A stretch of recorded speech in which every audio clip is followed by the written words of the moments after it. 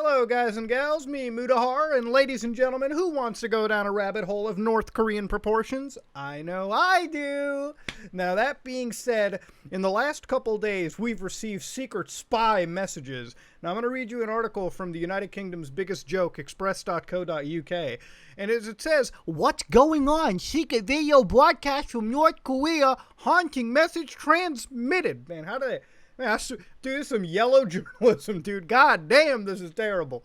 Has coded a message in a YouTube video that is feared to be an instruction to their international spy network. All right, Diamond Dogs, let's hear what it is. 지금부터 710호 탐사대원들을 위한 원격 교육대학 정보기술 기초복습 과제를 알려드리겠습니다. 564페이지 23번 479페이지 마이너스 19번 694페이지 20번 340페이지 13번 599페이지 마이너스 4번 321페이지 4번 53페이지 마이너스 4번 303페이지 1번 670페이지 마이너스 10번 433페이지 4번 99페이지 9번 34페이지 22번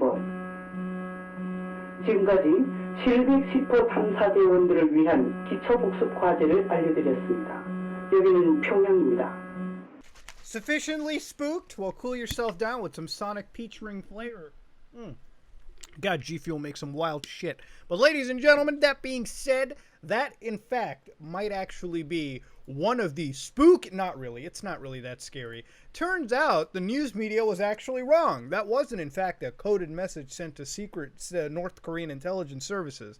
Now, if you don't know what you just heard, I'm going to give you a little translation, but a quick bit of context. Basically, what you just heard was a number station. So back in the days of the Soviet Cold War, Russians and I believe Americans would broadcast number stations out around. So they would just have numbers upon numbers like 12, 9, 8, 11, 44, 76. And the reality of it is these would be coded messages that sleeper agents or active agents from the KGB would listen to in the United States, or if you were from the Americans, CIA agents would actually listen to this on the Soviet side of the world. And the point, it was just coded encrypted messages sent around. So what actually happened was, obviously, because this is the internet, a lot of people toss this into the art category, and this is a translation of it from Korean to English. Number 35 on page 459, number 55 on page 913, 00001144, 0005550, 00005870, and then 746. 5555066. Yeah, it's just a long string of numbers.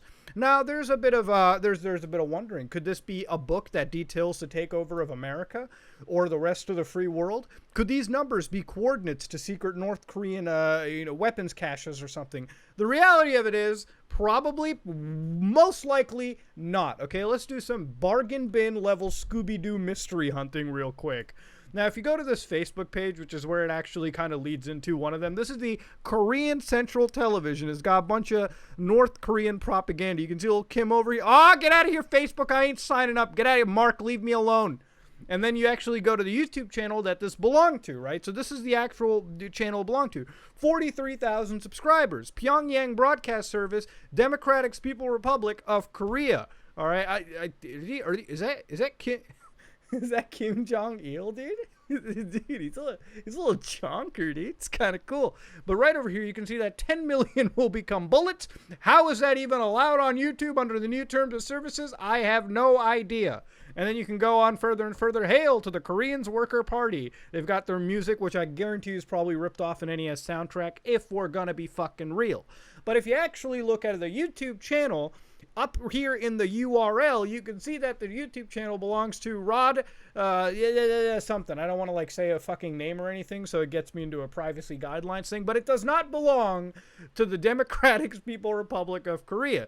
Because one simple fucking backtrace on this will tell you that this is a DPR of Korea Twitter run by an individual running in Mexico, or at least that's where they claim to be in. So yes, unless you believe the Mexicans are housing the North Korean, fucking spy network, then yeah, I guess I'll believe it. I guess I'll bite at that point. But ladies and gentlemen, this isn't the end of the video. Obviously, the number station was kind of nonsense. It wasn't really real. But this is a part of the video where I want to get into something that may actually be much more realer than we expected, which is North Korean propaganda seeping onto YouTube and social media. So sit back, ladies and gentlemen. Let's go on a little deep dive. Now, this is a channel known as Echo of Truth. 27,000 subscribers, right? If you go to their About section, they were formed in 2017. This is a vlogger, I shit you not, from the Democratic People's Republic of Korea. I share videos. I cover daily life. Now, listen.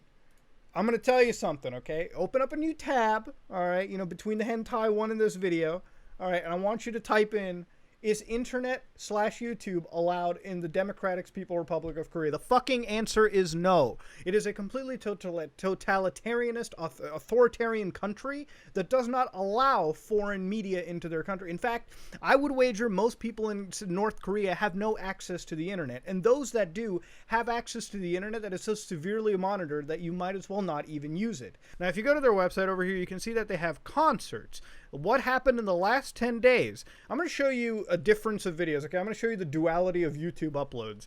This is Hong Yong-jo, talented footballer of the hashtag DPRK. 10,000 views. Let's look at the fucking video quality. Now, I'm going to mute this because they definitely ripped the soundtrack from Contra, okay? I'm just going to put that one out there. They definitely stole the soundtrack. Yeah, they definitely stole it off an NES game. Now, as you can see, this isn't exactly the most highly produced video I have ever seen, ladies and gentlemen. I mean, I would say that this is a 2020 Windows Movie Maker video. I'm not kidding with you. It definitely gives me those vibes. Now, if you go around over here, you can see that they've got a bunch of comments, probably from like North Korea. 43 comments on a 10,000 view video. I'm not buying it, dog. That is some really ass-tier engagement. Just putting it out there. Now, here's another one just from 4 weeks ago, where it was Pyongyang's Evening, My Life in Pyongyang series. So, yeah, it's just standard After Effects introduction. Cute. It's definitely there. It's like random people, and you can definitely tell that this is some form of state-run media service. This isn't just your average vlogger. This is carefully created propaganda pieces to make the country look different than it actually fucking is. Reminder, no one in this country has proper access to the internet, and those that do have it really monitored. I'm not gonna lie, that food looks like it's thebomb.com. Oh, that really, she's got a nice beer and everything. Man, this North Korea is awesome, dude. I probably want to go to it at some point. Anybody would enjoy dining out here looking at the scenery in the yeah, that looks depressing as hell, dog. I ain't gonna lie. But that beer she's got behind the subtitles looks fly. Oh, looks like they've discovered fried chicken. And she's got a smartphone? No way, dude. That's one of those Arirang phones. There's like their special brand of fucking smartphone, dude. I want to get one, but it's probably near to impossible. That is fucking wild, dog. That is crazy. Yeah, you totally can't tell that this is actually filmed professionally, right? Now you may be like, Muda, but how can you prove that that was actually close to... Well, I'm going to lead you down on an investigation piece for this situation. Now, over here, if you actually look around, you can see that Twitter, this is an article from 2014, Twitter acts quickly on suspect pro-China account. Now, these were accounts made to spread like propaganda coming out of China on social media internationally. So let me show you like quick examples. This is an account by the name of Tom. It's some like chiseled dude walking around, but suddenly he retweets this long fucking paragraph after he talks about connecting with him on MySpace. You don't think that's compelling and weird enough? Here's a now I don't know who this person really is. But what I do find weird is she's also trying to connect with people on MySpace, but then, coincidentally, History of Dayu or Senkaku Islands. And you can see right here that this is Japanese Prime Minister, Shinzo Abe. That's fucking drawn like a mosquito or like Pinocchio or something. I guess he's a liar, or that's what they're going with. Yeah, if you can't tell, this 84 follower account that's just tweeting this shit out of nowhere, probably made in the same month as this post, is a fake account, then I've got some prime real estate to sell you. Now, what happened over here is there was an account by the name of @ColdNoodleFan, and Twitter actually completely got rid of it because they suspected that it was a propaganda account. Let's go to this investigative piece by nknews.org that did a great job basically covering into North Korea's sock puppet Twitter accounts. What is a sock puppet Twitter account? Well, look over here. This is Cold Noodle Fan that got removed. Anti-war, peace advocate, and unbiased news on the DPRK through exclusive video and photos.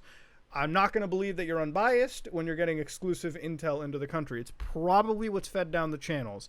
2,100 followers, 1,900 followers. You might be wondering, Muda, but that's not big enough to influence anybody. That's where you're wrong, okay? Twitter is a website where K-pop trends every 6 hours, and it's usually small accounts constantly posting every single minute that fuck with the algorithm enough to make anything trend. So it doesn't matter how big or tiny your Twitter or like social media accounts are. As long as you know how to game the algorithm, you can spread whatever message you want. So here's where they screwed up, and this is how they got exposed as a fucking like front for the North Korean like propaganda machine, is on, what is it, October 16, 2018, the Cold Noodle Fan posted this image, right? It's like, what is that, beer? All right, well, guess what?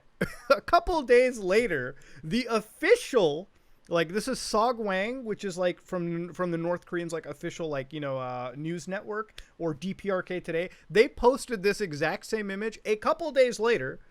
So you can't tell me that they're not fucking coordinated, and they obviously had the source image. In fact, they kind of fucked it up a little bit. They made it a bit more muddier. These guys had the actual source image, and they were going around like, this was coordinated. This is clearly a coordinated situation, and there's so many more cases of the DPRK Today, Cold Noodle Fan, Sogwang posting the exact same shit over and over and over again. The only difference is these accounts are geared towards China or Korea right here in this case. They changed the subtitles to English so that it appeals to the English side. So they're trying to breach into multiple countries, spreading propaganda of the country and news networks around. So you might be wondering, but Muda, what if it's not propaganda? What if it's just the daily lives? Again, I'd like to remind you in the beginning of the video, there is no proper internet access into this country unless the state deems it allowed. Okay, that's what we're going at with, ladies and gentlemen. That's the problem. That's the point I'm trying to raise. So this video started off as me basically going from a number station, which was obviously falsified. Let me tell you, there's probably not a there probably is actually a North Korean spy network. That number station was just some edgy arg made for the sake of it. But going down my rabbit hole showed me that there is a whole network of actual North Korean propaganda that still exists to this day. Propaganda machines outright. You know, ladies and gentlemen, we've gotten to a point where data is the most important thing. And I mean, I could cover things like North Korean cyber attacks if you want me to in another video. I would love to actually cover it. But the next logical step from this point is really literally talking about an area where everyone is vulnerable and you really don't need much to attack people where it really fucking hurts. You know, we're at a point where North Korea is engaged in so many cyber attack campaigns, spreading ransomware around, that, again, they don't need a massive amount of resources to reach a destructive effect. You know, we're at a point where these guys have the ability to take over, like, the postal services or areas of the government that have that are not properly updated in terms of security protocol for technology in the 20th century or the 21st century. So this is kind of a problem that we're hitting at, ladies and gentlemen. We started off from a fake number station to the propaganda machine, and now I'm just edging on the idea of cyber attacks. It's a wild day, ladies and gentlemen, but let me know what you thought about it in the comment section below. That being said, ladies and gentlemen, dislike it if you dislike it. Regardless, though, the best part about today was finding out that North Koreans actually have some bomb-ass fried chicken. Let me put it out there. This is me, Mutahar, and I am